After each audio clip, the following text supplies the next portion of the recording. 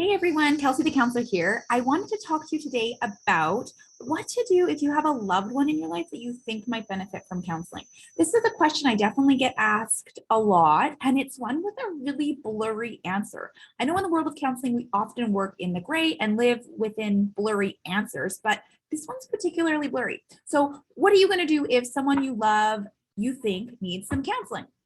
The first thing is to assess the situation. So, what's your relationship like with this person?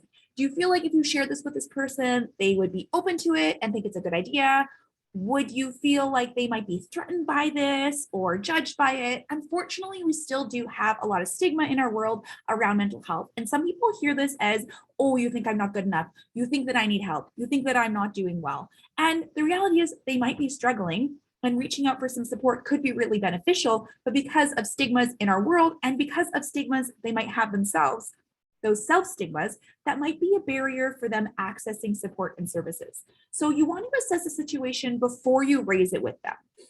You want to know if you're a trusted person in their life. Maybe you've gone through counseling yourself and you can share that with them if that feels appropriate, if you have a strong relationship with them. That can be a really helpful way in if you're sharing personally the benefits you've had from counseling, because then you can attest to it, you're normalizing it and letting them know that, hey, I've gotten support myself. And it can kind of be a bit of a bridge to them accessing support. If you feel like the gate is closed and you don't have permission to raise it, this is the long-term game. So this might be something like dropping little breadcrumbs along the way, letting them know that you care about them, letting them know that you're there for them, letting them know that there are other supports out there, but not being too forward about it, actually taking a bit of a back seat and dropping these little breadcrumbs along the way, saying things like, if you ever want to talk about this, or if you want to try to figure out who we can talk to about this together, I'm here for you and I'm happy to support you in that. Accessing counseling can be challenging because it means that we're accepting and acknowledging that we're struggling and that we can't do it on our own. And depending on the person and the situation, that might be really challenging.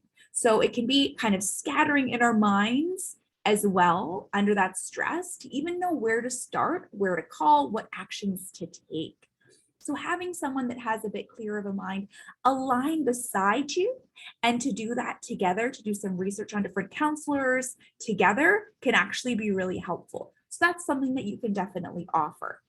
If it feels helpful, you can offer to go with them as well. Or if you have a counselor that you know, you can maybe get them to have a quick call with your friend or offer to call together just to have a chat. We're not super scary people, but again, it's the stigmas that we have in society, it's the stigmas we have ourselves, and it's acknowledging and admitting that we are struggling and we can't do it on our own. So you're going to want to really assess the situation, see if you can talk about it openly with them. If those doors are shut, you might need to do a bit more of a breadcrumb approach, just kind of dropping ideas along the way, talking about your own personal experience. And then the other important piece is if you are actively supporting somebody who is struggling, maybe it's a loved one, a close relative, a close dear friend, and it's impacting your own mental health, you definitely might want to consider getting counseling for yourself. And I say that because caregiver burnout is significant. When we pour so much love and energy to somebody else, we do it because we love them and because we want to, but it can definitely take a toll and take an impact. And if we aren't robust in our energy to be able to support them, we can't give them perhaps what we would like to give them.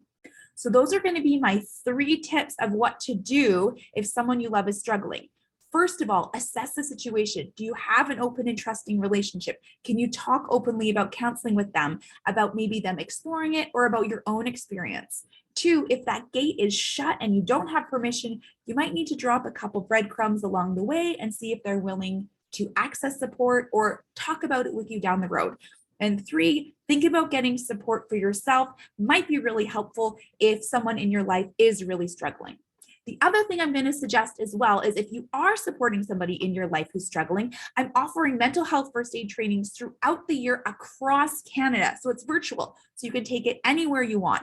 And I often say, if you are a human who knows other humans, it's beneficial to have, because so many times we don't know how to talk about the tough stuff with other people. And this training, this 2-day training, 6 hours, so it's 3 hours for modules that we do together over Zoom. And the first module you do on your own self-paced. And so it's a 12-hour or a 7-hour training total, sorry. And this training is really helpful to start to understand signs and symptoms of people that are struggling with mental health difficulties, but also to know how to talk about the tough stuff. So if you're interested or keen at all, I encourage you to check it out. And I hope that's helpful. Feel free to reach out if you have any questions. Bye.